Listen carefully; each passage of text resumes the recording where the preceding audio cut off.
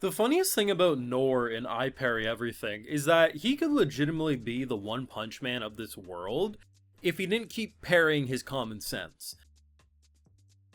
The fact that at this point, it's not even yourself making jokes. I'm like, oh, this man's gonna think of this thing as a frog, isn't he? And we know now it's a dragon. Granted, the dragon design isn't your most typical dragon design, but if anything, kind of remind me of How to Train Your Dragon.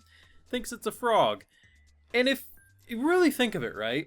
If he wasn't under the impression that he was weak, and that he had to parry everything, it's up for debate. I do think half the time he's actually parrying. The other half, I actually think he's just more or less swinging his sword and he's under the impression it's parrying. But you know what? We're in a magical world that's different than our own. Maybe parry can be a little different than what we assume parry is in our own.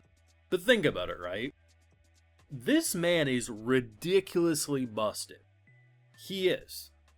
And if he would rather... So, like, look at that shot. So he immediately rushes in to protect this demon kid who's controlling a dragon, mental link breaks briefly, and about to get killed. Rather than defending, if he would have just went straight in for a headshot, that thing probably would have died in one swing. Not only does he have the busted Excalibur of this world, he's also ridiculously strong. But because he's under the assumption he defends, like that's his skill, he deflects, right? That's his main bread and butter. He more or less forces himself to endure fights longer than he needs to. Because if he was to just take the fight directly to these opponents, whether it was the goblin, which was obviously more than your traditional goblin, or the frog, which was a poisonous dragon of death, most likely he would have never been poisoned and all's well that ends well. But that's kind of the fun about this show, is that you know he's going to be oblivious to stuff, but as I say, they continuously make it very funny and entertaining in a way that doesn't feel infuriating. You're like, God damn it, I understand why this dumbass is, misunderstanding things, but if only he knew. Now, of course, I do a full live reactions to all these wonderful I Parry Everything episodes over on Patreon. If you want to see my full and good thought to any of these episodes, it's going to be over there exclusively. I'm loving the show. Definitely one of the underdogs, the dark horses of the season for me. And it's interesting because the narrative of the plot right now is actually pretty cool. So we have like a pretty big political war going on. And it's kind of funny when you think of it, right? Because like, the whole episode, for the most part, up until he started bleeding because of the poison in his body, Nor was like on cloud 9.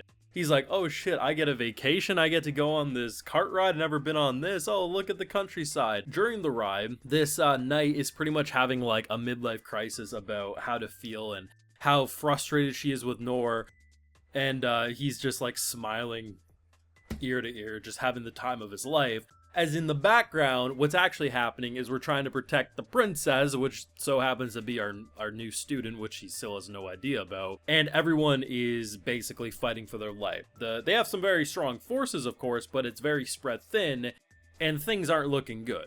In actuality, what we need to do is we need to send Nor swinging and just taking care of business. Because as much as you might want to say, okay, but he struggled against, the big goblin, the head honcho of them, if he actually would just like start fighting properly instead of having to deflect, he probably could take care of a lot of these armies, if we're being honest. Granted, I'm pretty sure this man's gonna die thinking he can only parry. Even if he's under the assumption he's strong, I think he'll actually die thinking he can only parry. And honestly, it's just funnier the longer I think of it. But what's really great about an episode like this is that this is what I really like about really the past couple of episodes, is it shows you that this show can keep the gimmick going. It doesn't have to do the thing that the Osanubi Adventurer did, which is actually have your character realize he's strong, which is what that show decided to do early on. This show is actually committing to the bit of him thinking and having the misunderstandings. But the big difference with this show, compared to a lot with a similar kind of idea, is that they actually make the misunderstandings believable, right? Like, the way characters respond to him, whether it's this princess basically being like, hey, I'm gonna go home, is that okay? Yes, sensei. Like, he's a little simple-minded. No one's gonna deny that. But he's not the most educated person, and he's also under the assumption he's an absolute failure. But the idea that, there's just so many good opportunities for jokes. The next time he comes across actual goblins, he's gonna assume they're babies. Because, what he thinks a goblin is and what he hasn't been corrected on was just eating seemingly babies, because what else could they be? Like midget goblins? Doubt it, right? It's like those were probably just the children that he was using for fuel.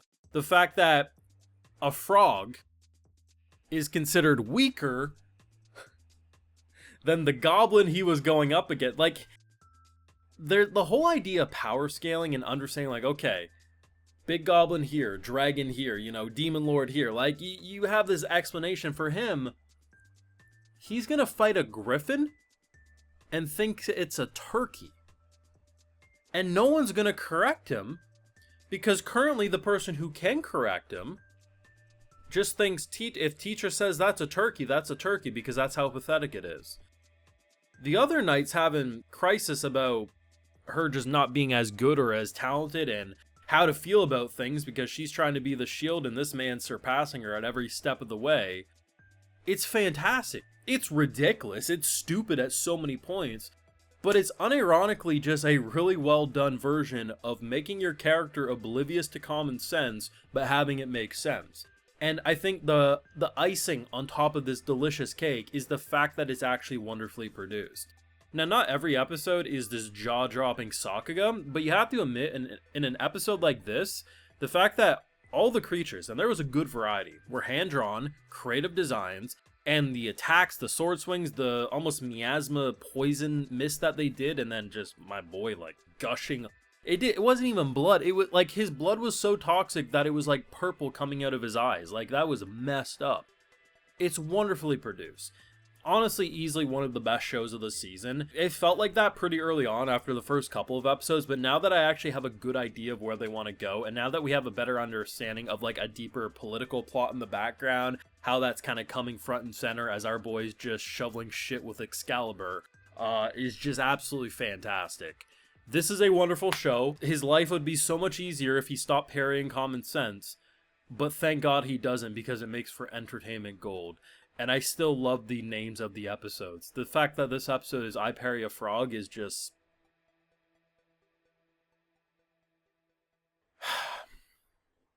Nora's one of the best characters. What can I say of this season? Let me know what you thought of this week's episode, though, because the fact that we've gone to maximum goblin to most powerful dragon, where do you even go to, like, he's gonna parry the demon lord at some point, right? Like, or something to the equivalent at that, like, we have to at that point, and he's gonna think it's some edgy kid at Hot Topic, knowing him.